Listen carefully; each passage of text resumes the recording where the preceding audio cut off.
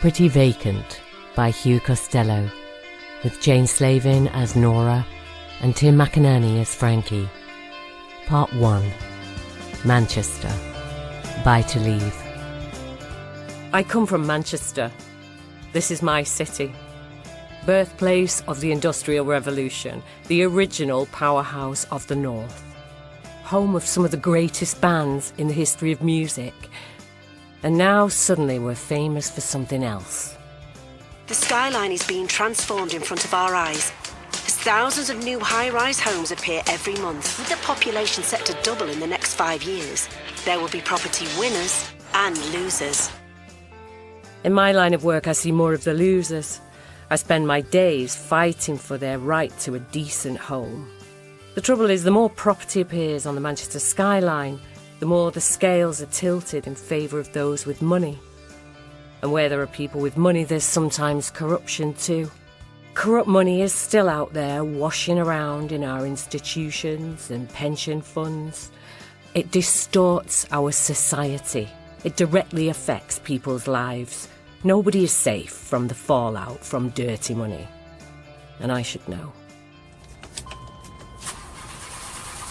Here we go again. Give me a chance. Every bloody turn. You'll flood the thing. Shut up, Frankie. We need a new van. See? Just have to be patient. Blair was Prime Minister when I bought this van. United was still good. It's ancient history. Frankie, I can't keep doing this. I'm overworked as it is. Well, you happy to let these people freeze to death on the street? You know what I mean? Frankie and I ran a charity called Hearth. Our mission: to campaign and lobby and persuade until everyone in Manchester had a decent home.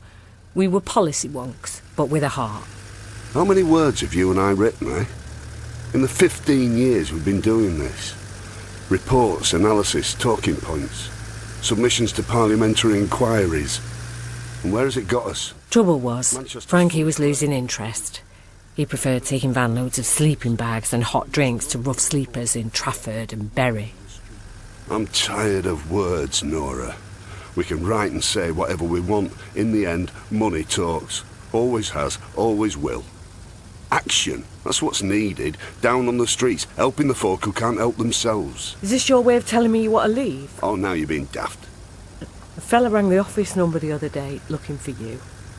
An estate agent in the Peak District. It'll be one of them cold callers. Returning your call, that's what he said. They'll say anything. Parasites, all of them. Right, pull in here. Our public awaits. In every shop doorway, a huddled shape. Young and old, men and women. Most are alone, counting the hours till they manage to sleep. As me and Frankie start to hand out sleeping bags and food parcels, I see a familiar figure crouched in the doorway of Poundland. Yolanda? Oh, Nora. I didn't expect to see you here. Yeah, well, it's not how I was planning to spend the evening. What happened? The hostel kicked me out. You're kidding me. Why? It's crazy. Jason, my ex, he snuck in. Came to my room. Is he the one who knocked you about? No, Jasmine's dad. He's all right. But he knew there's no men allowed. He wanted money. He was desperate. You know what I mean? Yeah. When they found him in there, they accused me of inviting him in, which I didn't. That is the truth. I believe you. And here I am. What about your daughter? Still with foster parents? I want her back, Nora. Of course you do. I want to take care of her myself. You were doing great for a while. I thought you found a decent flat. Till I got evicted. Late with 1 month's rent. Unless I can find another place soon, they won't give Jasmine back to me. Have you been down to the housing office? They won't help me because my ID's locked in the flat with all the rest of my stuff. Jesus. That's why you're on the streets. The landlord won't let me in to get my bags. As far as the social's concerned, I don't exist.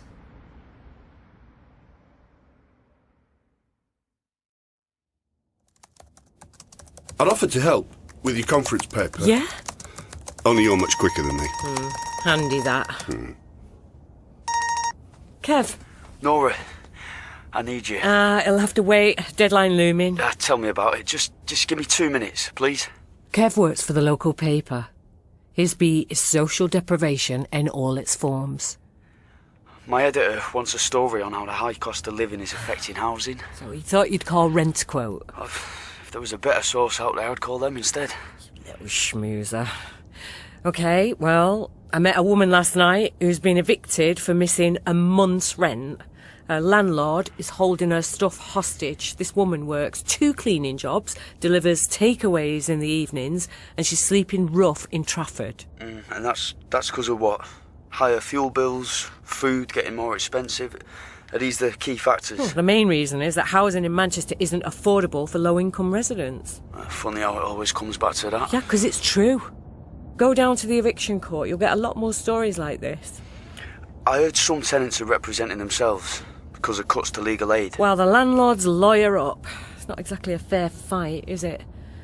The council's running a conference on housing policy on Friday. You should come along. I will if you're going. I'm giving a talk, if I ever finish writing it. I'll stop pestering you. Thanks for this. Exactly what I needed. Happy to help, Kev. Happy to help, Kev. What? You know what? He's got you where he wants you. I've no idea what you're talking about. Feeding him your expertise. Is there something wrong with that? Cooperating with a journalist who shares our goals and values? Oh, that's what you like about him, is it? His values? Yeah. Not those chiselled cheekbones, or the guns he got from doing press-ups when he was inside. Haven't really studied his guns, unlike you, obviously. Oh, he gives off that fragrance women find irresistible. Authenticity, pour l'homme, the scent of the street. You're sad. He's too young for you, anyway. Good. He can do much better than a raddled Oh, old... piss off. Okay. Excuse me? Sorry, the door was open. I can come back later if you like. What's it about? My name's Leyla. Here's my card. I need some advice. Yeah, if you're looking for help finding a place to live... I don't think she is. Accent like that. We're more of a campaigning organisation, policy and research. So you understand the issues. Better than most. The winners and losers in the property market. Which one are you? Well, that's the funny thing. You could say I'm both a winner and a loser. Oh, that's a new one to me. I have a dilemma and I need someone to help me sort it out. Look, Leyla, I'm flattered that you've gone to the trouble of contacting us, but we have a lot on our plates at the moment. It's an empty building that needs filling up. With what? People. Only I don't really know how to go about it. Have you considered going to a letting agent? That's what most people do. Or sticking out on social media. I wish it was that straightforward. Long story short, I own a building and I want to donate it. Wait, not exactly donate it, but I don't want to make a profit from it, from the tenants. I thought you said it was empty. It is, but I want to put tenants into it.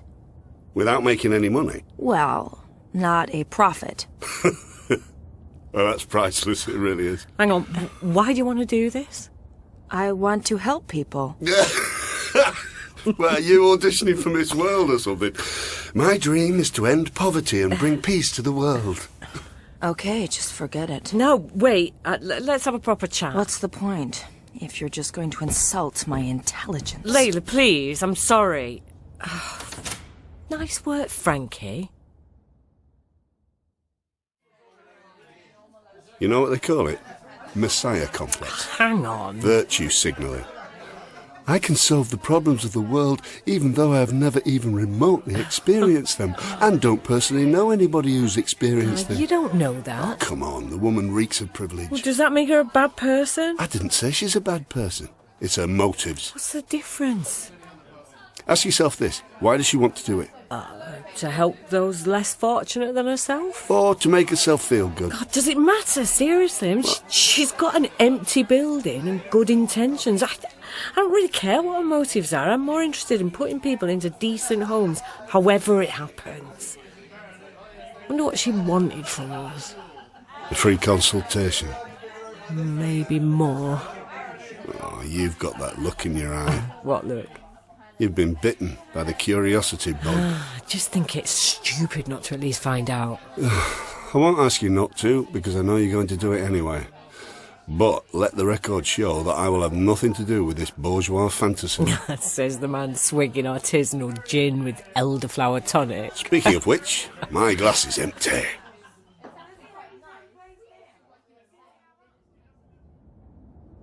Leyla Chadwick. Leyla, this is Nora Patterson from Hearth, the housing campaigners. You came to see us. Yeah? What's this about? I'd love to talk some more about your situation. I thought it wasn't really your thing. You probably got that impression from Frankie, my colleague. The impression I got was that he didn't like me.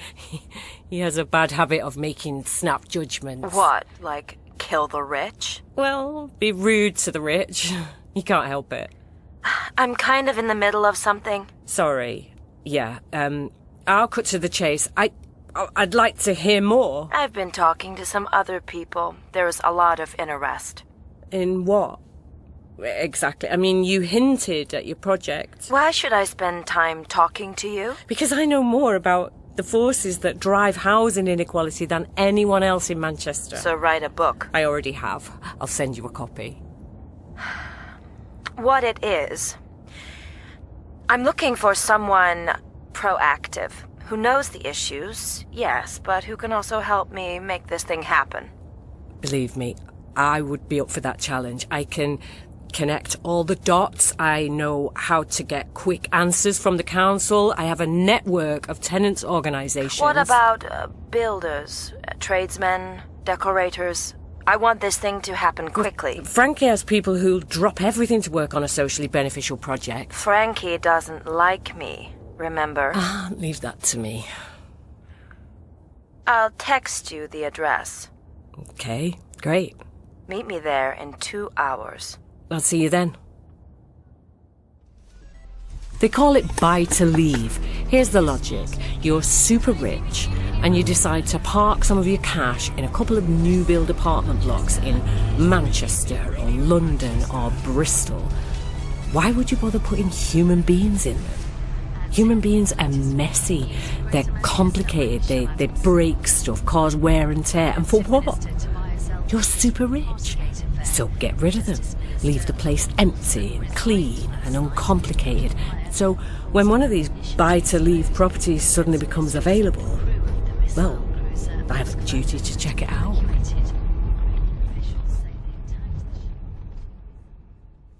Oh my God, it's huge. 1,500 square feet. Oh, you'd have to split it up. I mean, sorry, I'm sure you have your own thoughts. Each apartment has 2 en-suites and a main bathroom, so there's scope to divide them up with the existing plumbing. It's not always that simple, but yeah, in theory, that's possible. God, this living area. I know families of 4 who live in smaller spaces. But when you said you inherited a building, I was expecting a large house, not a mini skyscraper. There are 20 units like this. My father bought it off the plans a few years ago. What was he, an oligarch? He was a self-made man looking for somewhere to put his cash. What about the existing residents? There aren't any. The whole place? It's vacant. Isn't that great? It's a tragic waste. Yes, but it's what makes my dream a possibility.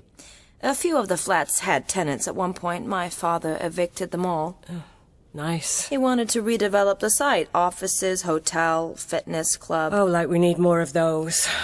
What, changed his mind? He died. Right.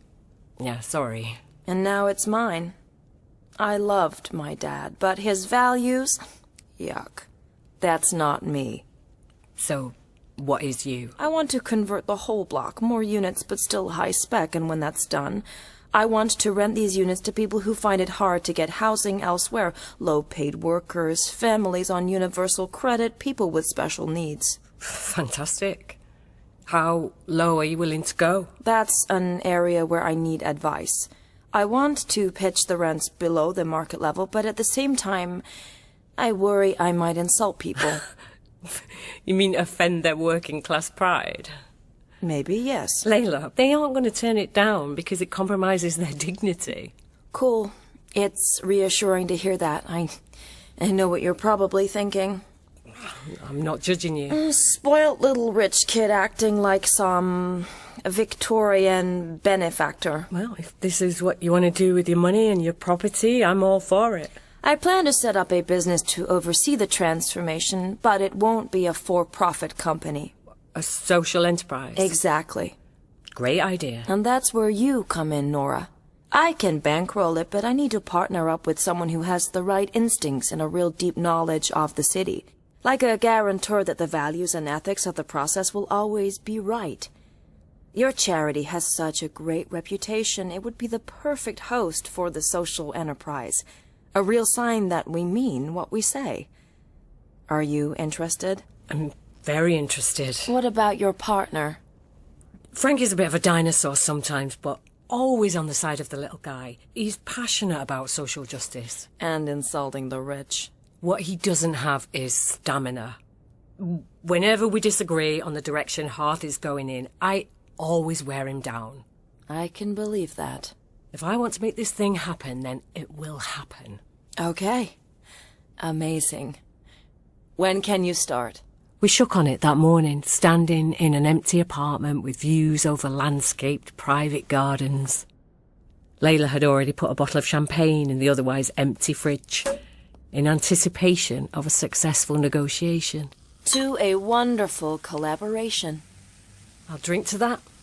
As I sipped my champagne, an unwelcome thought crossed my mind. Hasn't this all been a little too easy? If life was really that simple, wouldn't wonderful collaborations like this happen all the time? Was it possible that there was more to Leyla than met the eye? But I drove those doubts away. This was the chance of a lifetime. No way was I missing out.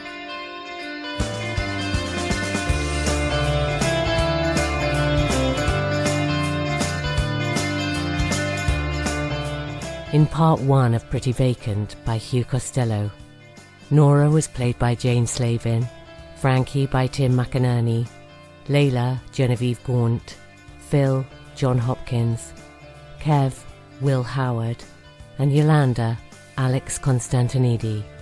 The director was Eoin O'Callaghan. Pretty Vacant is a Big Fish radio production for BBC Sounds.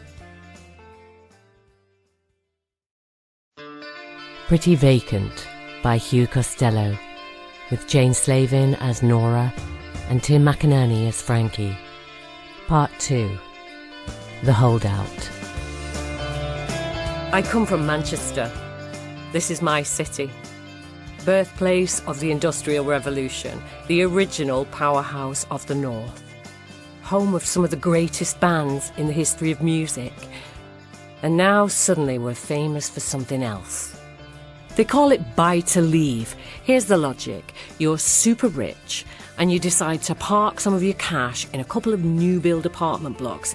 Why would you bother putting human beings in them? Human beings are messy. You don't need that. You're super rich. So get rid of them. In Manchester alone, there are 15,000 residential buildings sitting empty. So when one of these buy to leave properties suddenly becomes available, well, I have a duty to check it out. Good morning. I want to thank Manchester City Council for inviting me to speak here today. A bit of a surprise, given that I spend most of my waking hours telling them how misguided their housing strategy is. But in fairness, they are not alone. For decades, our approach to housing in this country has been wrong-headed. While education and health are viewed as basic rights for our citizens, housing has been abandoned to market forces.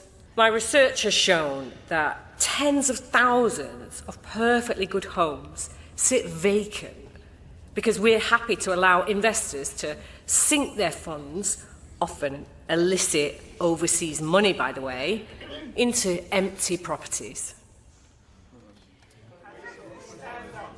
Hey, Nora! Leyla, so you came. All part of my education. Your talk was amazing, so inspiring.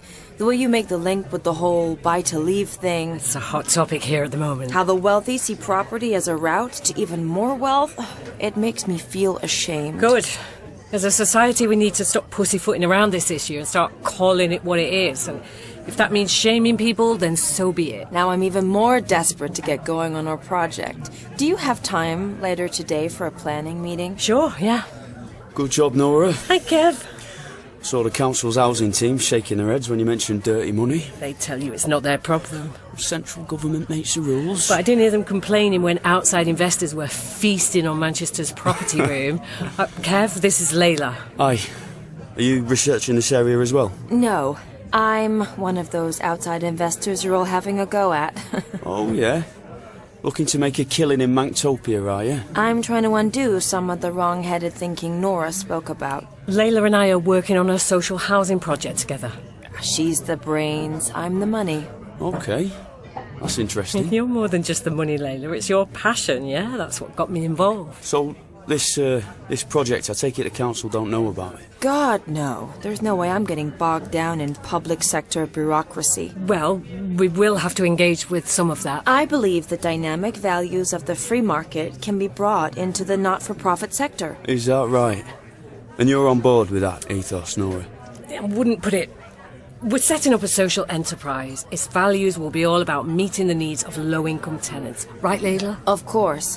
What I meant, Kev, was that I want this to happen quickly, without the negative energy that tends to Look, come what from... Layla's saying, forgive me, Leyla, is that the resources are already there. She owns a building, currently empty of human beings, and she has the capital to transform it.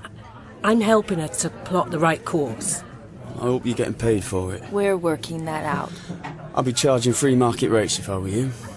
The charity will probably be a stakeholder. Oh, that'll be fun. Watching Frankie get cosy with a millionaire. Well, Frankie's not really... He's coming round to the idea. Do you mind me asking, how much are you planning to spend on this? That's confidential, Kev. I'm happy to be open about these things. Kev's a journalist. Oh. I'm on the side of the angels. But he's still a journalist. You're usually happy to talk to me, as long as I give Hearth a name check. It's early days, Kev, that's all. Okay, so, I'll see you around. Nice to meet you, Leyla. Why didn't you tell me? I did. Straight away. Relax, he's a good guy. I don't like getting caught out like that. People in my position... What, privileged? People with money, especially inherited money, were seen as fair game. Like we lose a right to privacy because we're rich. I'm not prepared to accept it. It's important you understand that. Okay. It's enough to make me want to pack the whole thing in. I'm sorry, Leyla, all right? No. I'm sorry. It's fine. I overreacted. I just don't want any distractions. Got it. This is so important to me, Nora. I want us to get it right. Are we good? We're good.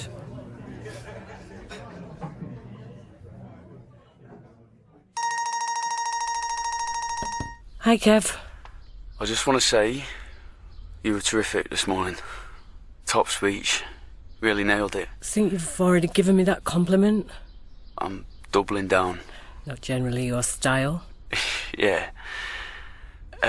Thing is, sorry if things got a bit weird. With Leyla? I wasn't trying to undermine you, your politics.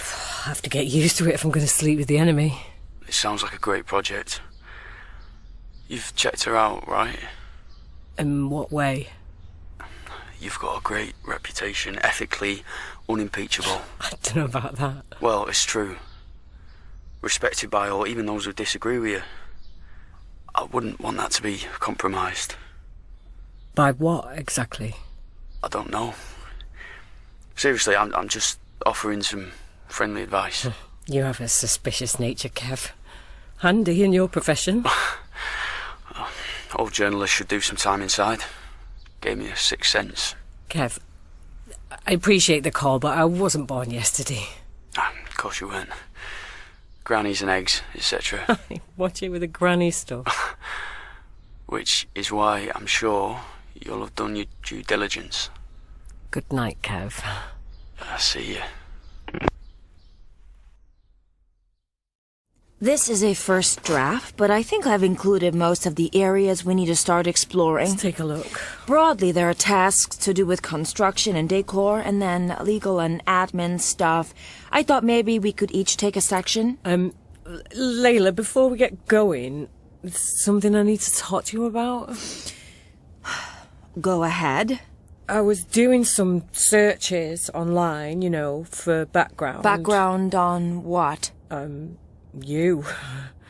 I'm sure you did the same before you approached me. Of course. I read all about the charity, your campaigns and lobbying. Really impressive. Thanks. You could jazz up your website. It's a bit dense. Yeah, I'll take that on board.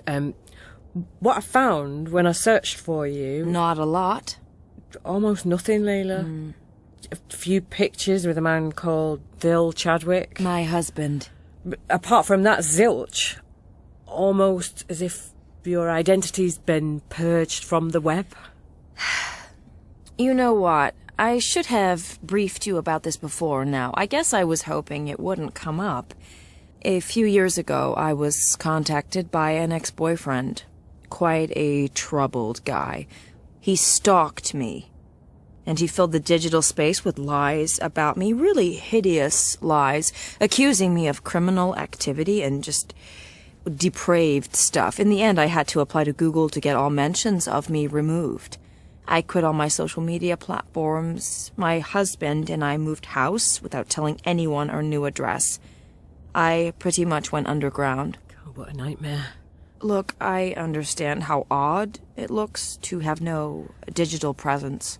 I'm kind of feeling my way back into the real world right now. Not easy, I'm sure. No, but this is helping a lot. Meeting you, Nora. You are the kind of woman I'd like to have become if I wasn't, silver spoon, etc. You're, an absolute gem. Who is? Hi, Frankie. What's she doing here, apart from inflating your already outsized ego? We're having a meeting. Using my chair. You weren't here. Well, I'm here now. So you are. Here you go. Thank you. Thought you were working from home today. I was, till the man next door started pollarding his eucalyptus with a 200 decibel chainsaw. But now that you're here... I wouldn't mind, but the tree's dead. Needs taking down and burning, not 4 hours of cosmetic surgery. Frankie? It's a climbing frame for squirrels.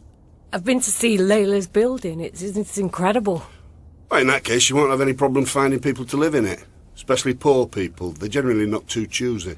We're going to form a social enterprise to convert the flats and manage it as a social housing project. And they say privatisation is out of fashion. It's strictly non-profit, run by its stakeholders. But managed through the charity. As a guarantee that the tenants' interests will always come first. OK, let me recap. You want to do up this building at your own expense? Yes. And rent out the flats at a cut price rate, which will probably mean you taking a loss year on year. I'm willing to do that. That's your cash. Just hope it doesn't run out. Leave a lot of people homeless. To get started, we need an architect to oversee the conversion. I'd love to ask your mate in Stockport. Olivia Yates. Yeah, she'd be perfect. Always prioritises jobs with a progressive ethos. That's what I thought. She might even do some of it pro bono. I'm happy to pay her. That's how committed she is to social housing. Brilliant. There you go then. Give her a call. Yeah, much better if you do it. You and Olivia are proper mates. I barely know her. Oh, you're right. It would be better if I called her. We're keen to get going straight away. But I'm not going to. This is a campaigning organisation with a clear mission to change our rotten and inequitable housing system. What we're not is an estate agency. Hang on, just the other night you were telling me you're tired of campaigning. More action, fewer words. That's what you said. And I stand by it. Sometimes it's better to spend our time and resources helping our city's rough sleepers get through the night. That's not the same as rolling over and having our tummies tickled by a rich woman with a guilt complex. That's not fair. The way I see it, you want us to do the work while you get the kudos. I want you to help me. In return, I'll give you full credit and a large donation that you can use to fund your research. Very large. What's not to like about that, Frankie? All we need is your blessing and your contacts. I'll do the rest. Sorry, I'm just not comfortable with it. Since when has it been up to you to decide? We're a team, equal partners. Yeah? So where were you this morning? I'm not willing to lend our hard-won credibility. Even if it means decent homes for low-income families. God, it must be so wonderful to be so bloody righteous all the time. It's called having principles. Principles are all you have left, Frankie. You stopped caring long ago. That's the difference between you and me. I still care. I'm still willing to put in a shift. I'm going to get a sandwich. Do you want anything? Just go. Right. God, I hope he chokes on it. This is not good, Nora. I'll keep working on it. I'm worried it's going to hold everything up. Leyla, this is the real world. Getting things done involves constant negotiation, persuasion. Things don't just happen when you click your fingers. If you're not comfortable with that... I'm not comfortable with being patronized. No, well, too bad. You give me the space I need, or you'll have to find someone else.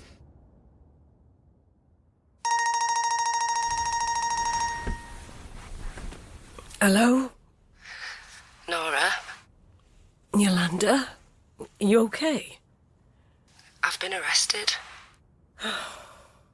Sorry, I don't know who else to call. No, that's okay. Where are you now? I'm at Greeny's police station. Tell me what happened. I've been calling the landlord every day for a week, begging him to let me get my stuff out the flat. He was ghosting my calls. I kind of lost it. I'm not surprised. I remembered that one of the windows had a loose catch.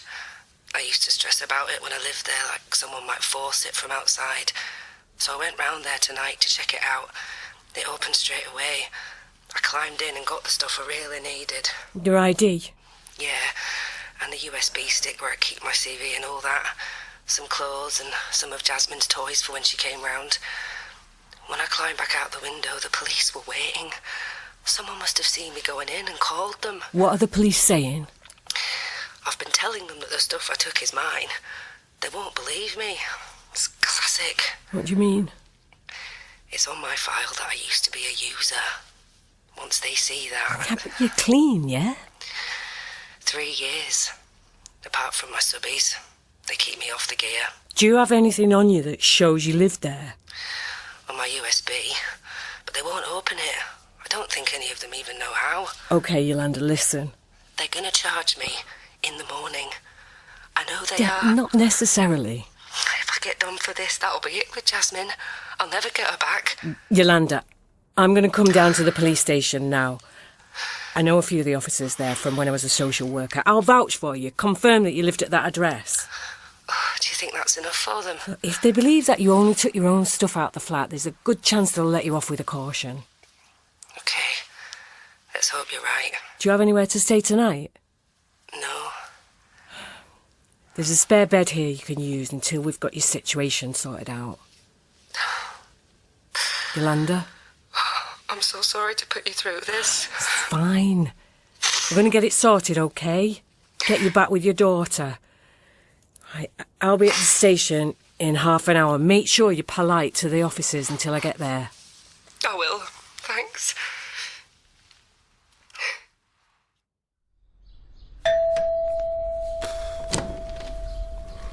I was starting to worry. I had a late night. Thought you might be avoiding me. Partying with your new best friend, were you? The fragrant Leyla? I was down at the police station. Oh? Yolanda. She broke into the flat she'd been evicted from. That's not very clever. Yeah, keep it down. She's in the spare room. Is that a good idea? What could I do? She's got nowhere else to go. There must be a hostel or something. Oh, please don't get on my case over this. No, I'm not. I know I've crossed the line. I'm not judging you, Nora. It's not a crime to care. I brought you these. Pain au chocolat to delight your bourgeois palate. What's this? A peace offering? If you like. This isn't the time. For what? For going over the whole Leyla thing again, just so you can repeat how principled you are. I don't want us to fall out over it. Then don't expect me to discuss it at 8 a.m. after 3 hours sleep. Nora, I feel like we're, Growing apart? our priorities. It happens. We've built something good together. The charity. Let's not screw it up. Yeah. Frankie, I really need a wee. Right. Sorry. I get it. To be continued, OK? Enjoy the pastries.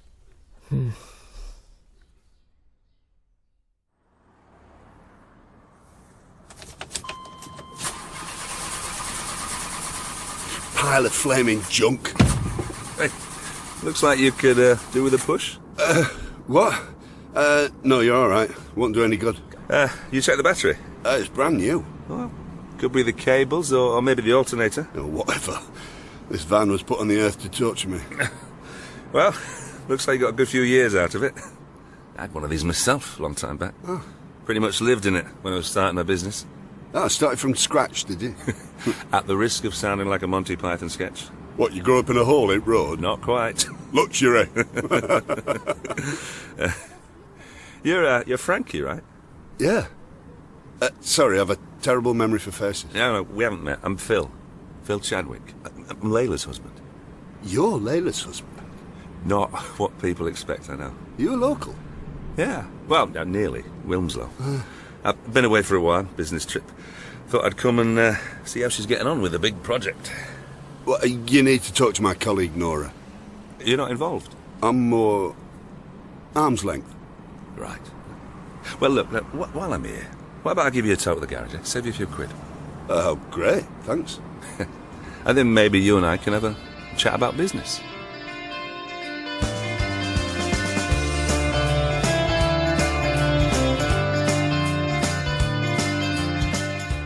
In part 2 of Pretty Vacant by Hugh Costello, Nora was played by Jane Slavin, Frankie by Tim McInnerny, Leyla, Genevieve Gaunt, Phil, John Hopkins, Kev, Will Howard, and Yolanda, Alex Constantinidi.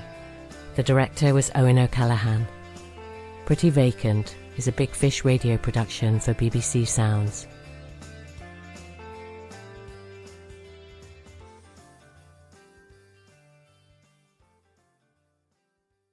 Pretty Vacant by Hugh Costello, with Jane Slavin as Nora and Tim McInnerny as Frankie. Part 3. The Conversion. I come from Manchester. This is my city. Birthplace of the Industrial Revolution, the original powerhouse of the North. Home of some of the greatest bands in the history of music. And now suddenly we're famous for something else. They call it buy to leave. Here's the logic. You're super rich and you decide to park some of your cash in a couple of new build apartment blocks. Why would you bother putting human beings in them? Human beings are messy. You don't need that. You're super rich. So get rid of them. In Manchester alone, there are 15,000 residential buildings sitting empty. So when one of these buy-to-leave properties suddenly becomes available, well, I have a duty to check it out.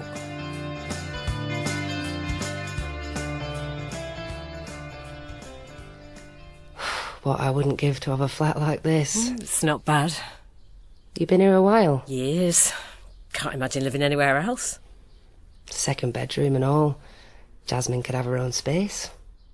Yolanda had been caught breaking into her former flat to get her ID. I'd persuaded the police to let her off with a caution, but now I had a new problem. Yolanda was staying in my spare room and showing no signs of moving on. I'm not being nosy, but... Oh, it's just me these days. Oh, you're better off, don't you think? Most days I think that, yeah. Fellas are more trouble than they're worth. What, even Jason? Oh, if he could get clean, I'd marry him tomorrow. Trouble is, whenever he tries, he has this brother who keeps dragging him back down. It's really tragic. Yolanda, now you've got your ID back. I know what you're going to say. It's just... it's been a few days. Yeah, completely. I'm going down to the housing office after breakfast. Don't get me wrong, you're very welcome to stay. But I'm taking the piss. No, that's not what... I am, and I'm sorry. Please, you don't have to apologise. It's just been so lovely. Clean sheets and hot water. No one getting gouged out in the corridor outside my room. Oh, you deserve it, love. You've been through the mill. Listen, I know about this new social housing scheme. It'll be a while yet, but the idea is to offer decent living spaces to tenants who are maybe struggling to make ends meet. I've seen them places. They always end up full of, you know... people who could afford to pay the market rate. It happens a lot. Oh, this place will be different. Strictly no hipsters, no Airbnb merchants, just low-income tenants paying affordable rents. Is there a list I can go on? You're on it. I'll keep you posted.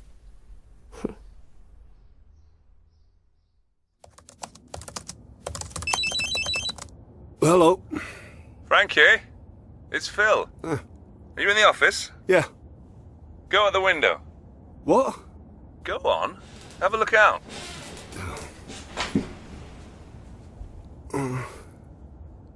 What do you reckon? Well, it's a van. Not just any van. Come on. Come and have a test drive.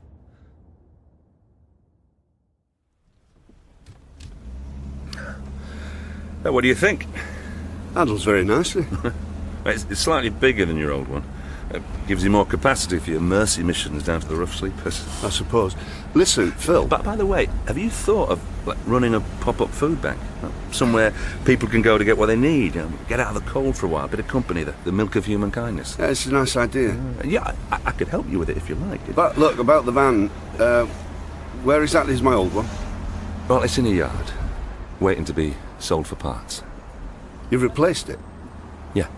But this one's brand new. Not quite. A few thousand miles on the clock. I can't afford to buy it. You don't have to.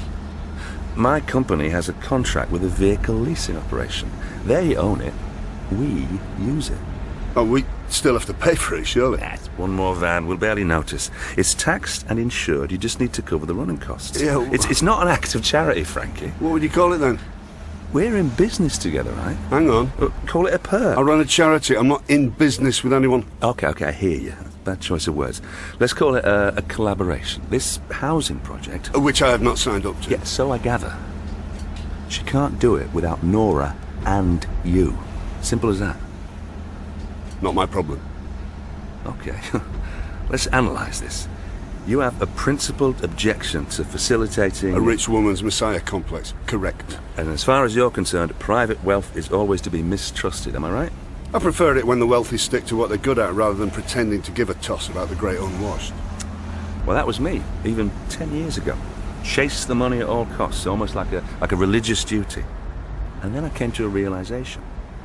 Take dogma out of the equation. Every opportunity should be judged on its merits. Not just, will doing this make me richer, but will doing it make me happier, more fulfilled, maybe even a better person? And will it also have that effect on the people who matter to me? Yeah, I agree these things matter, but it's a pretty self-indulgent worldview. Oh, you're hardcore, Frankie, I'll give you that. Look, I'll be honest with you. I don't believe philanthropy is an answer to the world's problems any more than you do. There'll always be winners and losers, and it's up to the state to look after the weak. The weak? Bit Darwinian.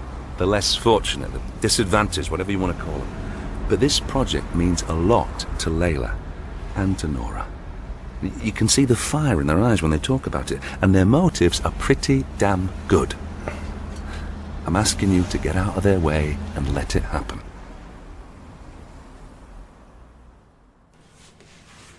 It's time we had a talk about who's going to live in the building. Ideally, we'd be looking at tenants who work. That's a pretty wide category. I have nothing against people on benefits. I'm sensing a but. Hand on heart, my sympathies lie with life's grafters. Leyla, lots of people on benefits also work. They just don't earn enough to cover the cost of living. And there are people who work 3 jobs and don't draw benefits and can't find a decent place to live. They all need our help. Of course. Landlords can market a place as affordable housing if it's 80% of the market rent. That's not affordable unless you have a good income. This is why I need you, Nora. I just don't have a read on this stuff. Everything I needed was always just there, as if by magic. You said your father was a self-made man. Well, I was born into poverty. His parents worked their fingers to the bone all their lives, but were ideologically forbidden from doing anything to improve their lot. Where was this? Eastern Europe, during the Cold War. My dad got out, but not my grandparents. I have this fantasy where I go back in time and rescue them from their unjust fate. You two still plotting? Don't worry, we'll get out of your way. There's no need. I rang Olivia. The architect? As I predicted, she's very excited. She'd love to meet, have a look at the building. That's amazing, Frankie. The great thing about Olivia is that she has this posse of regulars who work for her. Builders, electricians and so on. Highly skilled people with sound views. They must be sound if you approve of them. Does this mean you've changed your mind? I don't change my mind, Nora, as you well know from harsh experience. But I am occasionally willing to tweak it. So, yeah. Let me know what I can do to help. With Frankie on board, the way was clear.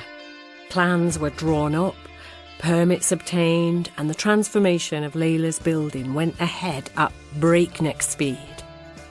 It helped that Leyla was always happy to pay up front, and Phil had a salesman's knack for getting people to do things they didn't want to do. My role was to make sure the converted units met the needs of the people who would live in them.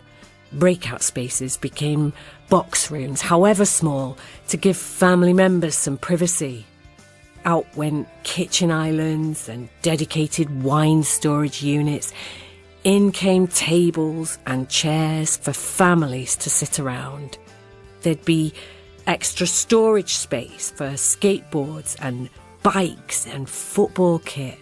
If this whole thing was a social experiment, I was going to make sure the guinea pigs were well looked after.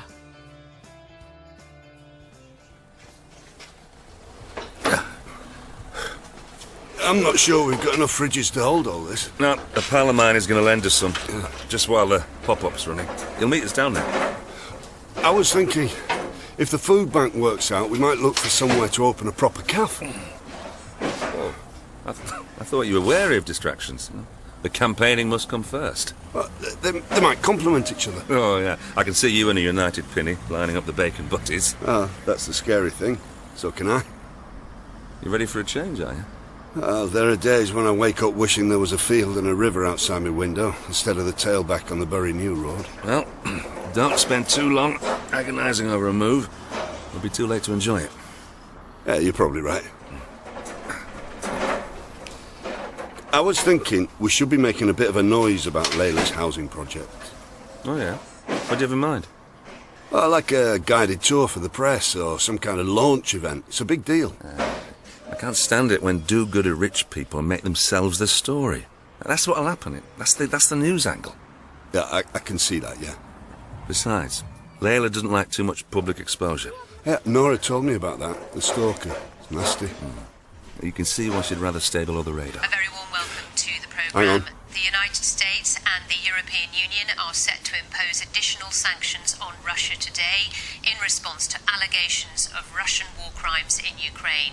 The White House says the US will ban new investment in Russia and place further sanctions on its banks and on the families of Kremlin officials.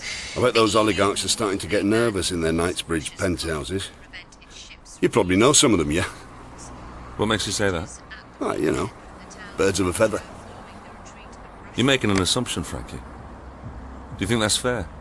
Oh, I wasn't implying... I think you were. What? Apologies, if that's how it came across. Best not to go there, Frankie.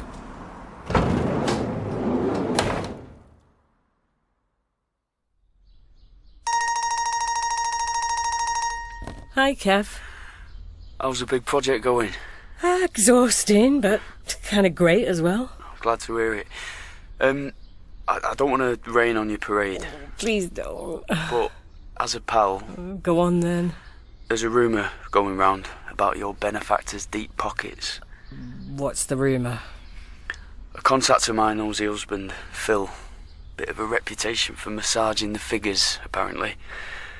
His companies never make a profit, yet his lifestyle... He seems like a pretty grounded bloke to me. I'm sure. No sports cars or Marnie suits in sight. Glad to hear it. I'm just passing on what I've heard. Are you actively digging up this stuff? Eh? No. So, from the first time you met Leyla, you seem to have had a bit of an issue with the whole thing. Like you said, I have a suspicious mind. And I'd hate to see you get burned. That's all.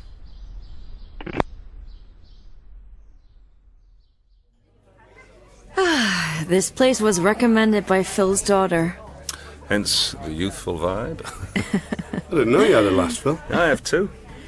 Are they nearby? One's in the States, and her sister is working in the Alps for the season. Chalet girl. Do they still call them that? Probably not. Got your wine here, folks? Oh, thanks. Just pour away. We're not fussy. Cool. Can I just say what a privilege and a pleasure it's been to work with you two? Hey! And him.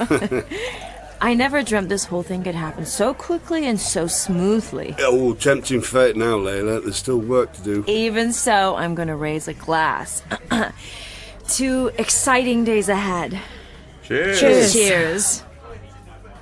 I hate to ruin the moment. What is it? I need to ask you and Phil about something. You're probably going to be a bit shocked, but it's been preying on my mind. Go ahead. So, Frankie and I have signed an agreement to set up the social enterprise with your company. What? With one of them? LAP Holdings. That's right. I checked out LAP Holdings with Company's House. Did you? Any particular reason you did that? Just covering the bases, Phil. Yeah, good for you. And what I discovered, it doesn't seem to do anything. Well, it's a holding company. We use it to transfer money between the different parts of the And business. there's only one name on the paperwork, Tony De Silva. Tony? He's still there, is he? Yeah, as far as I know. Well, to be honest, I don't see much of him. All on Zoom now anyway, isn't it? That's right. He's an accountant in London, right? In the suburbs. Here's the thing, Nora. LAP Holdings is a shell company. Ah, the rich man's equivalent of cash under the mattress. That's very well put. Yeah, this country's full of them. We don't ask difficult questions when foreigners come looking for somewhere to stash their swag. I think I mentioned that my father was from the old Soviet Union after it broke up. Azerbaijan became independent. That's where he's from. Yes, he went into business, oil and gas. He made a lot of money very quickly. Oh, it was a lucky dip back then. National assets up for grabs. Well, that was the case in Russia. Our family business is completely legitimate. We pay our taxes, treat our workers well, and sometimes, if we've had a good year, we take an extra dividend out of the country. To fund your lavish lifestyle. Well, yes. Yeah, rather than arrive at Heathrow with a suitcase full of cash, we use the holding company. I know it all sounds a bit John le Carré. It's nowhere near as dramatic, believe me. It's just a form of creative accounting. No laws are broken, except maybe a few moral ones. Yeah, they all do it, Nora. It's not just the oligarchs. Billions pass through this country every year without touching the ground, en route from Azerbaijan, say, to some tax haven. Am I right? BVI. There you go. British Virgin Islands. Population 10,000. It's actually close to 30,000, huh? Its banks are awash with billionaires' cash, while the ordinary population struggle to feed and educate their kids. Isn't that right? I'm going to be straight with you, Frankie. I haven't a clue. Never bothered to find out. You know something? I much prefer rich people when they're like this. Brazenly selfish and grasping. It's when you come over all touchy-feely that I want to puke. I don't know what to say. If I'd known... Nothing's changed, Nora. Except that you've got an insight into our world. How the rich stay rich. It's true. You know, you could spend your life differentiating between various shades of rich bastards.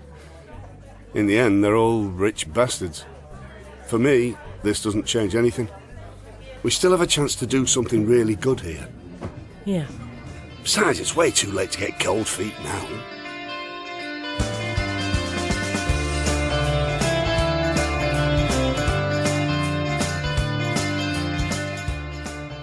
In part 3 of Pretty Vacant by Hugh Costello, Nora was played by Jane Slavin, Frankie by Tim McInnerny, Leyla, Genevieve Gaunt, Phil, John Hopkins, Kev, Will Howard, and Yolanda, Alex Constantinidi. The director was Eoin O'Callaghan. Pretty Vacant is a Big Fish radio production for BBC Sounds. Pretty Vacant by Hugh Costello, with Jane Slavin as Nora and Tim McInnerny as Frankie. Part 4. Transparency. I come from Manchester. This is my city. birthplace of the Industrial Revolution, the original powerhouse of the North. Home of some of the greatest bands in the history of music. And now suddenly we're famous for something else. They call it buy to leave. Here's the logic. You're super rich and you decide to park some of your cash in a couple of new build apartment blocks. Why would you bother putting human beings in them? Human beings are messy. You don't need that. You're super rich. So get rid of them. In Manchester alone, there are 15,000 residential buildings sitting empty. So when one of these buy-to-leave properties suddenly becomes available, well, I have a duty to check it out.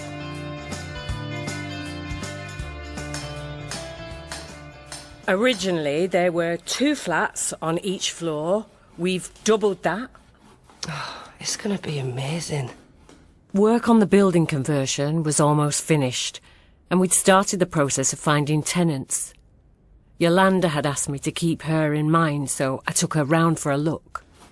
Every flat will have 2 bedrooms. Most have a balcony. Morning, Matt. Watch out for those cables, Nora. Will do. And if you look out here, there's a shared garden for kids to play in. Oh, and Mum's to sunbathe. Jasmine would love it here. I think the 2 of you could really make a fresh start. So, the big question is... Look, we haven't got an exact figure yet. Depends on the unit. What will the cheapest one cost? Leyla and I, she's the owner, we're aiming to make a few flats available at 300. OK. I'm sure they're worth it, but that's going to be out of my range. I thought we were aiming low with that figure. I mean, any less and we'd be giving them away. Hang on. When you say 300... A month. Oh my God, I thought... No. I really thought you meant 300 a week. Like, what's the deal? The whole point is to make it affordable for people like you and Jasmine. 300 a month? Even I can manage that. I hope. I'm glad to hear that. I've reserved one for you. Oh, no way. Will I have to pay a deposit? Ideally, yeah, but we won't let that be a deal breaker. What we're trying to do is treat tenants as human beings. So if you have trouble paying your rent, we'll talk to you about it, offer advice, give you a chance to find the money. You won't have the threat of eviction hanging over you. Do you really think she's committed to this? Leyla? Yeah, I think so. What if a few months go by and everyone's taking the piss and she's losing money? That's not going to happen. But let's say it did. Well, that's when I step in and tell her not to lose her nerve, to trust in people, that they'll try to do the right thing. As the Russian rearguard pulled out from Kyiv, Ukrainian troops yet again... It's getting really dirty now. Happens in every war. The innocent pay the price. Let's hope he doesn't start using chemical weapons like his pal in Syria. Meanwhile, in dramatic news closer to home, I've had a great idea. If you say so yourself. Well, no one else ever says it. Well, let's hear it then. You know there's that odd L-shaped bit of land beside the car park? Where the skips are, yeah. Put in a creche, daycare centre, or whatever they call them now. You say we should build one from scratch? Well, Leyla should, yeah. Brand new, state of the art. And hire early years childcare professionals? I'm not going to work there, am I? Here's the best bit. It's free for residents of the block. Do you have any idea what it costs to put a child through these places? No. But I have an idea how much money Azerbaijani oil and gas businesses pull in. Especially now with Russian supplies to Europe about to dry up. Leyla could make an endowment. If she's really serious about helping low-income families, a good place to start would be with childcare. You just want to fleece her. Like she fleeces taxpayers with her shell companies and BVI accounts. I'm trying to think of ways to get some of that money out of tax havens and into the service of ordinary working people. It's exploitation. Reverse exploitation. Damn right. Look, a year from now, she might develop a new obsession. Buying Damien Hirsts or investing in rockets to Mars. This is our moment to take maximum advantage. OK. But let's wait till the conversion's done and she's paid the builders, then I'll suggest it. It's the plan. I'm only agreeing to this because I think it's genuinely a good idea. Fine. Not because I think we should be milking Leyla like a cash cow. Whatever. Find your own way to rationalise it. It's nice to have you back, Frankie. I don't want to hear these excuses. We were promised delivery by today. If you don't have them here first thing tomorrow, you're not getting paid. Leyla, come on. These people. Who? What's the problem? Apparently our tiles are stuck in a warehouse at Heathrow because there aren't enough ground staff to process them. Ugh. And I don't know what these decorators have been up to. The grouting, yes, I noticed that. It's already got mold on it. There's a spray we can get for that. I want it done again. And have you seen the skirting in the living area? There's a 6-inch gap to the floor. It's a centimetre at most. There's bound to be a few issues. The speed we're making them work at. It's not fast enough. I want the job finished and the builders out of here. Leyla, just take a breath. We need to talk about tenants. I don't have the headspace for that right now. We're on schedule. I don't understand why you're so stressed. We need to get this whole thing done and paid for before the end of the financial year. That's only a few weeks away. You've known all along that the tax year ends in spring. Why the panic now? Oh, it's complicated, Nora. Too complicated for me to understand. Well, yes, frankly. Unless you have a deep knowledge of international tax law that you've been hiding from me. Jesus! I can't look at this mess. Leyla, come on. Get off! Okay. Nora, look. Let's wait till the work is done and then schedule a meeting about the tenants. I can't believe this. Putting tenants first was supposed to be the whole point of this project. And it still will be. When? Right now, what we have is a tarted-up building with no people living in it. Only now, there are twice as many empty flats as when Leyla's father owned the place. Progress. Nora's not very happy. I think she felt belittled. Leyla can do that to people. If you met her family, you'd understand why. Huh? Well, they're a pretty imperious bunch. I assume you've heard Biden wants Putin to be prosecuted for war crimes. Well, he's got it coming. The writing's on the wall for all his buddies in the UK. The economic crime bill. Sure you've heard about it? In passing. Yeah. They've rushed it through Parliament. More bad news for oligarchs. And for less high-profile people with complicated offshore arrangements. They're going after the tax dodgers and asset concealers. After decades of cover-ups and shady dealing, the T word is suddenly in fashion. What's that? Transparency. Oh. So, it's a tricky time for people with guilty secrets. It certainly is. I'll tell you what, Frankie. I'll keep your secrets if you keep mine. Let me think about it. Hi. Are you alone? Not really. I need you to come to the office. I'll be there in an hour or two. I really can't wait, Frankie. I need you here. Okay. Everything okay? Duty calls. Oh, before you go, Oh. I bought the van off the leasing company. Oh, yeah? Registered it in your name. Tax, insurance and so on. It's yours. Why would you do that? Because you're a good guy, Frankie. You deserve it. But you'll still be around. Help me load up. Maybe a bit less. I've been neglecting other areas of the business. Need to go and bang some heads together. Or you could just jack it all in and start an organic cafe with me in the Peak District. Don't tempt me. I better get going. See you later, Phil. Yep. Oh, and thanks. Sorry, say that again. It's been sold. The building Leyla inherited, that we've spent months converting into social housing. Sold? Has this been announced? No. So how come you know? A pal of mine who works in insurance. She spotted a change of ownership on the building's insurance policy and thought the timing was strange. It might be a mistake. Bureaucratic mix-up. No, I've checked. The freehold is in the new name as well. It's probably one of their other companies. Who? Leyla and Phil. They have loads of them. That's possible. Wouldn't they have told you? Not necessarily. We're like consultants, not really involved in the ownership stuff. Yeah, that's what it is. Rich folk moving their assets around in their own mysterious way. I mean, I was with Phil 10 minutes ago taking stuff down to the food bank. If they'd actually sold the place, surely he would have told me. Unless he doesn't want you to know. Do you know Phil? I haven't had the pleasure. So what are you basing that allegation on? Hang on, Frankie. I'm just passing on what I've heard. I know how you people work. You dangle information to try and get more information. In the movies, maybe. Haven't first softened up your targets by making them feel special. Sorry, what? She actually has a Kev phone voice. Did you know that? Are you talking about me? Hi, Kev. This is just embarrassing. Happy to help, Kev. Oh, Frankie, please. Oh, Kev, was it really horrid in prison? Will you shut your stupid mouth? I'd better get going. I'm really sorry. No worries. He's... Yeah. Thanks for the tip offer.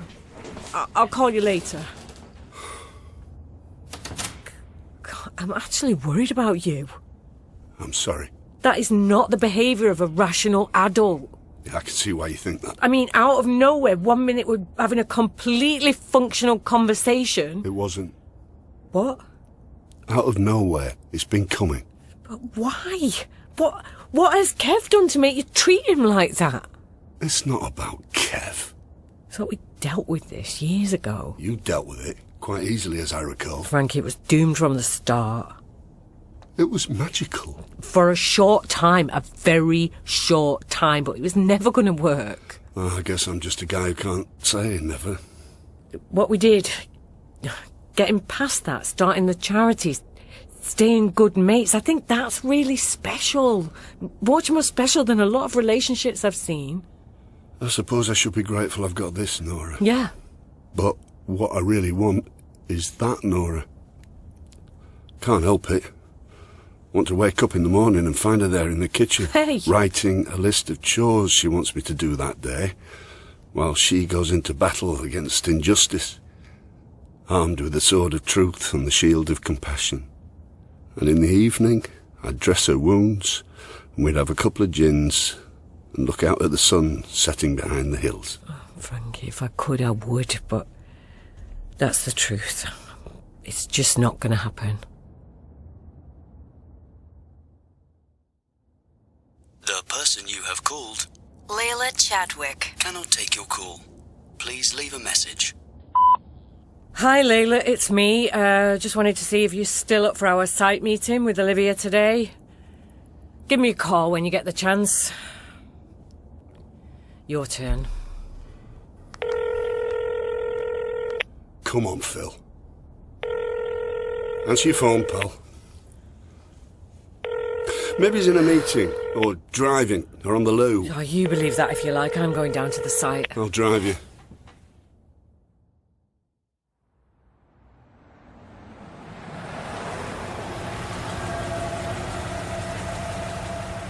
Oh, shit. Where are the builders? I don't think there's anyone here, Nora. But I'm supposed to be meeting... Hang on. Who are you calling? Olivia, the architect. Oh, come on. Olivia, hi. It's Nora Patterson. And I'm at the site. Are we meeting up? Did she? Okay. No, she hadn't told me. What about the builders? They're supposed to be finishing soon. No, they're not here either. Yeah, I'll do that. Thanks, bye. Leyla cancelled her. She doesn't know why the builders aren't here. I can't get in. What? My key doesn't work. It doesn't even fit. Let me try mine. Same thing. Oh, God. They've changed the locks. And the builder's gear is gone. There was a big pile of it in the hallway. They've done a job on us, Frankie. I don't know why, but they've packed up and moved on. And they didn't even leave a note. Hi, would it be possible to speak to someone in your Manchester office? Yeah, I'll hold, thanks. We checked out the new name of the freehold of Leyla's building. Carrick and Heath Estates. Not one of Leyla and Phil's companies. They were a large property conglomerate who already owned thousands of buildings around the country. Still holding, yeah. I was put through to an affable young man called Dev, who had studied sociology at uni and read my book on the economics of housing. Oh, well, I hope you found it helpful. Really? That's very kind of you to say that, Dev. Listen, I was hoping to get some information. Dev confirmed that Carrick and Heath had bought the building. When I asked him if they still planned to rent it out as social housing, he was bewildered. So you'll be putting the flats on the market? All of them? Carrick and Heath weren't interested in social housing. They wanted to make money. That's what attracted them to a newly converted block of small but desirable two-bed apartments within walking distance of Manchester's fashionable northern quarter. Even better, it had been available at a very competitive price. It seemed the previous owners, LAP Holdings, had wanted a quick sale. Thanks, Dev, you've been really helpful. Like I said, when that woman first walked through our door, money talks. Everything else is drowned out. I'm not leaving it like this. Don't waste any more time on it. There's nothing you can do. That's where you're wrong, Frankie. Seriously, what's to be gained? These people aren't untouchable anymore. I'm going to find out exactly what they've been up to. I'm going to make some noise.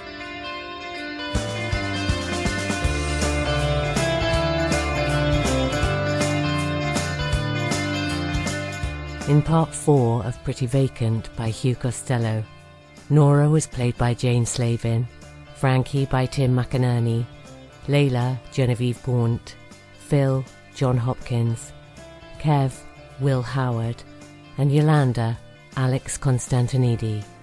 The director was Eoin O'Callaghan.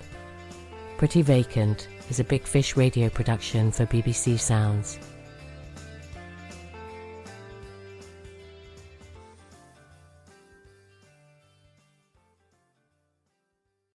Pretty Vacant by Hugh Costello, with Jane Slavin as Nora and Tim McInnerny as Frankie. Part 5, The Laundromat. I come from Manchester. This is my city. Birthplace of the Industrial Revolution, the original powerhouse of the North. Home of some of the greatest bands in the history of music. And now suddenly we're famous for something else. They call it buy to leave. Here's the logic. You're super rich and you decide to park some of your cash in a couple of new build apartment blocks. Why would you bother putting human beings in them? Human beings are messy. You don't need that. You're super rich. So get rid of them.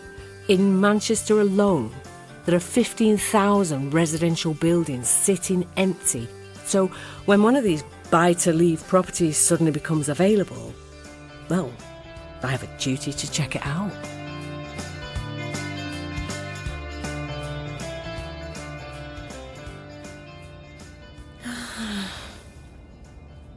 You okay? Yeah. Are you sure? I'm depressed, disillusioned, raging with myself, as my mother used to say, but apart from that, I'm just great. I don't blame you. It's humiliating. It doesn't really help, Kev. No, wrong word. I'm trying to put myself in your position. Being manipulated like that made to feel used. That's the word. There's only one remedy for feeling used. Fight back? Who said it? Leyla and Phil had disappeared. Without even telling us. They'd sold the block of flats we'd spent months converting. They'd exploited us, compromised our credibility, and made us look like idiots. All we had left were questions. I was hoping Kev might help me find some answers. Okay, let's retrace the steps. Leyla came to you with this idea of converting a building into social housing. And I couldn't resist. Why you? She wanted an ethical mentor, someone who understood the housing crisis in Manchester, the pressures people live under. Okay, it makes sense. It did. And when I tried to check her out online, there was nothing there. She'd wiped her online presence. Why? She said she had a stalker. I'm probably a lie, I don't know. So, right from the start, she had a lot of money to spend. And she wanted to spend it quickly. Hi, Frankie. Thanks for helping us unpick the mess. No problem. Brought some gin. Oh. Seemed appropriate. Good call. It's almost like Leyla needed to get rid of the money. Why? She had this meltdown about finishing the project by the end of the financial year. Yeah. Phil mentioned that too. But why would people who use tax havens be worried about something as mundane as that? It's a red herring. There's got to be another reason. Because it wasn't legit. It's dirty money. And where better to clean it than in the world's favourite laundromat, the UK? Okay, so she had this plan to convert and refurbish the building using dirty money. Why not just do it? Why get you and your charity involved? Because we were the perfect cover. A charity gets involved in a project to provide social housing to low-income families. Move along, folks, nothing to see here. There was another reason. Yeah?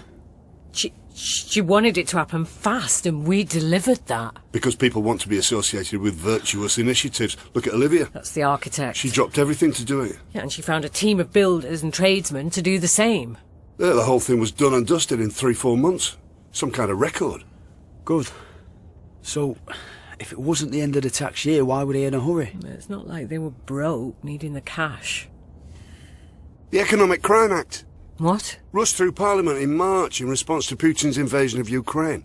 That was aimed at Russian oligarchs. Not only them. From now on, the authorities can investigate anyone who owns properties through offshore companies. Or shell companies like Leyla's LAP Holdings. That's the company you signed your agreement with. They saw the axe was about to fall, so they rushed through the building work. Abandoned any pretense of a social housing scheme. And cashed in their chips before the new law was enforceable. They were always planning to offload it to a legitimate business who'd pay them clean money. And a big profit. Job done. The prosecution rests. Question now is, what do we do about it?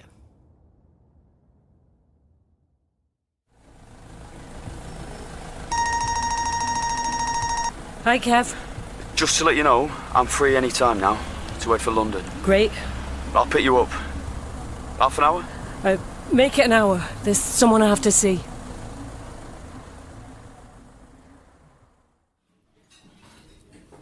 So what you're saying is...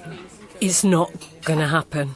But you told me you'd reserve one of the flats for me and Jasmine. I did. First floor, at the back, with a view over the garden. Did somebody else get it instead? No, nobody got it. I don't understand. The building was sold before anyone moved in. So it's empty now? Like it was before. I thought she wanted to help people, this Leyla. That's what she said. I believed her. I helped her. Well, what went wrong? She was a greedy crook who exploited me and you and a lot of other people so she could become even richer than she already is. Isn't that against the law? The trouble is the law has always allowed people like Leyla to do pretty much whatever they want, while also allowing your landlord to throw you out for missing a month's rent and refuse to give you back your own belongings. It's not fair. Had you told Jasmine? She was excited. We were looking for schools nearby. She said the day we moved in, she'd help me make dinner. As long as it was macaroni cheese. You can still do that. You'll find somewhere else. Look, I know you meant well. You wanted to help. I really did. And I'm grateful to you for letting me stay in your home. But part of me wishes... Yeah. Got my hopes up. Lucky breaks like that don't happen to people like me. I don't believe that, Yolanda. I think you're storing up all your lucky breaks. One day soon you'll get what you deserve.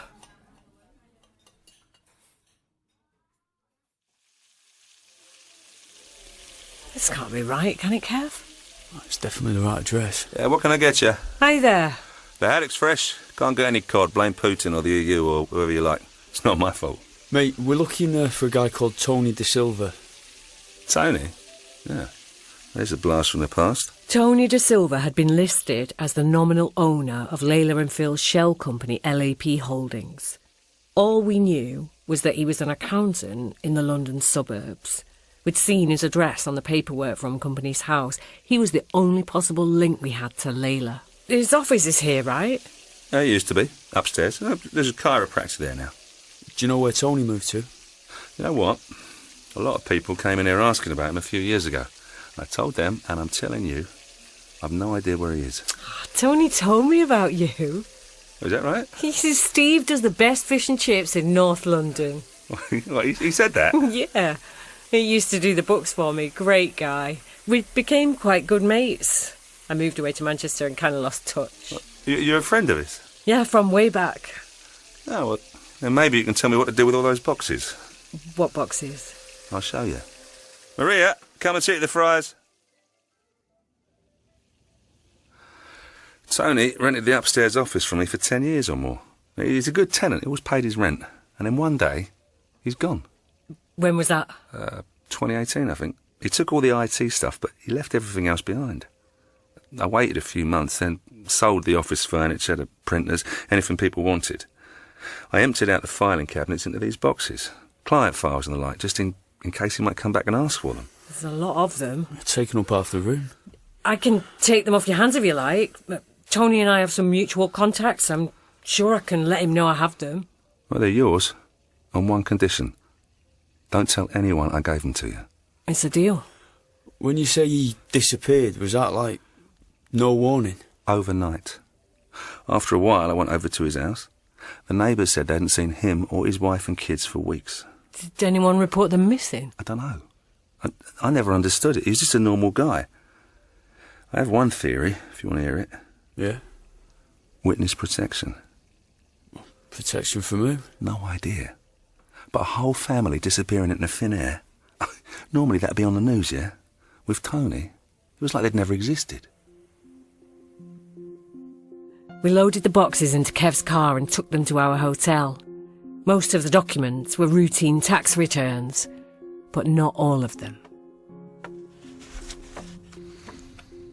Finally. What? Azerbaijanis. Here. Looks like Tony was vouching for these people. Their suitability to be company directors. Then, this. Responsibilities of a nominee owner. That was his role. A front man for the beneficial owners. Enhanced due diligence. As nominee, you're legally obliged to check out the people you vouch for. He's written a report here. At least one beneficial owner is a politically exposed person. He has a close relationship with senior political figures in Baku. His family occupy positions of power and profit within the country. His children have been educated overseas and live lives of extreme wealth, including a son, Chiral, in the US, and a daughter, Leyla, in the UK. Tony did his own work. It's highly likely that this person is corrupt and unfit to hold a directorship in a UK company. So Tony got the dirt on Leyla's dad. But it obviously never came out. Because Tony disappeared. If Steve's theory's right, it's because someone was after him.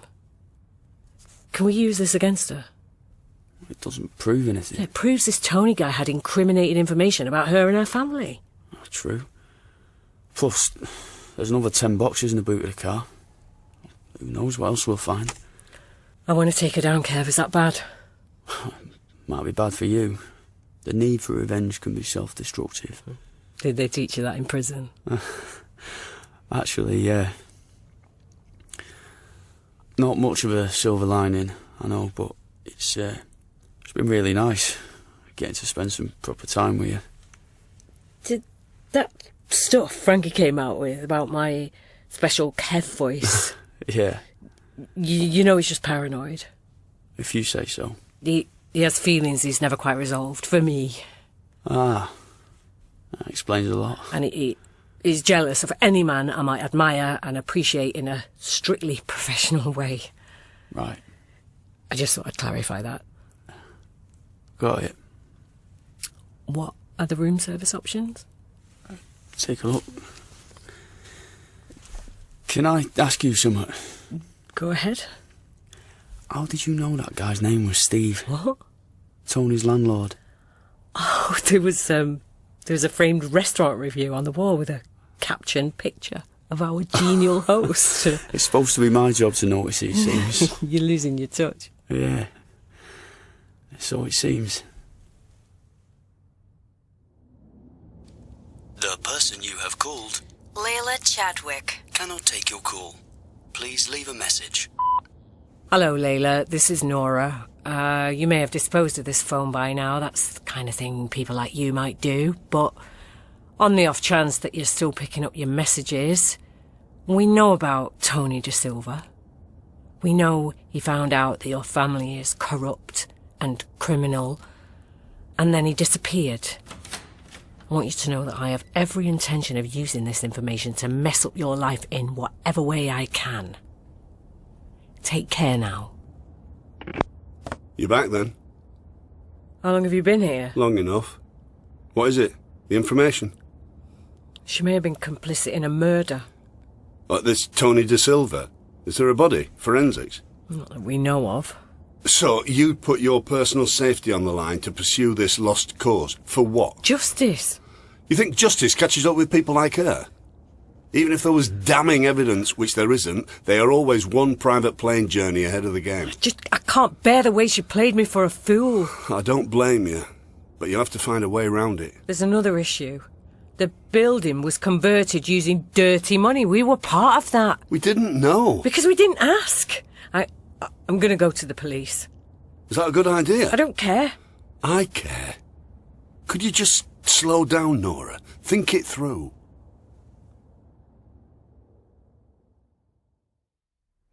Nora, I got your message. Where are you? Does that matter? I'd just like to know which jurisdiction you're in. Being rich is its own jurisdiction. Till you make a mistake. Do you remember Yolanda? I told you about her single mum, separated from her daughter because she keeps getting evicted from flats. Was she your pet project? I had to tell her that her dream home wasn't going to happen. You shouldn't have promised it to her in the first place. That was unprofessional. Does any part of you feel bad about what you did? It's not my job to solve the UK's housing crisis. But it's okay for you to exploit that crisis to launder your family's dirty money. I made a killing on the property market. Isn't that every English person's fantasy? It's not a crime. It will be soon. You mean this Economic Crime Act? It'll stop people like you from setting up secret shell companies here. That's the plan, but if you bother to read the small print, it's really very easy to get around the restrictions. You know, the UK has pulled off a pretty clever con trick. It presents itself as a victim of unscrupulous foreigners with their dirty money. The truth is, your laws and institutions have always encouraged the corruption and greed they claim to deplore. Maybe you should try campaigning about that. What about Tony De Silva? Tony, yes. Now that's why I'm returning your call. What happened to him? I have no idea. He left behind some interesting documents. His research into corrupt and criminal overseas investors. Do you have these documents? I know where they are. I strongly advise you to get rid of them. Certainly any documents pertaining to Azerbaijan. Why? Because if you try to show them to anyone, your life won't be worth living.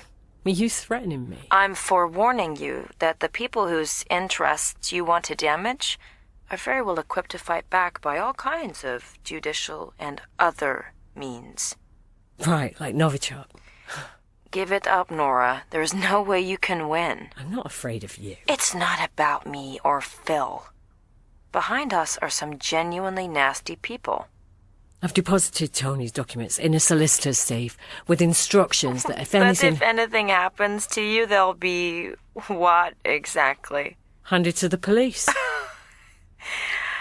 You're a warrior. I'll give you that. One thing I didn't make up, I do honestly admire you. I'll be on your case for as long as it takes. Bye, Nora.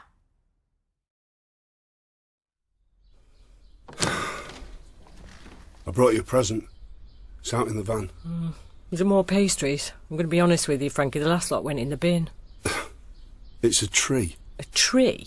An indoor tree in a pot for the office. Why did you buy me a tree? To keep you company. You going somewhere? Cottage, Hope Valley. It's in Derbyshire. And what, you work from home? I've had enough. I'm packing it in, Nora. Do you want me to try and talk you out of it? No. I'm not glad you're leaving, but it is best for both of us. Have you got another job lined up? I'm hoping to get by without, for now anyway. Read, paint, hike. I have a mortgage to pay on the cottage. I bought it for cash. How could a man with 10 grand of debts on his credit card buy a house for cash? My consultancy fee. Who consulted you? Phil, Leyla's husband. He tried to talk me round to Leyla's project. I wasn't budging. So, he offered me a large sum of money. And you took it? Suddenly the puzzle of my future life seemed magically resolvable. I'm only keeping half for myself. The rest is for the charity, for you. It was a bribe. That's one interpretation. They're bung, and you expect me to accept it? The way I see it, I liberated this money from the grasping clutches of a corrupt multimillionaire. Now you can liberate it from the clutches of a sad old lefty who will otherwise spaff it all away on gin and pastries. How would this work? You gift it to the charity? Ideally to be invested in some kind of social housing project. One that actually happens. But that's entirely up to you. I'll think about it. Good. Oh, one other suggestion while I'm here. If you're thinking of replacing me... Can't run the charity on my own. You should ask Kev. He cares too much to be a great journalist. But as a campaigner, he'd smash it. It's not a bad idea. Yeah, you said it. I'll go and get your tree from the van.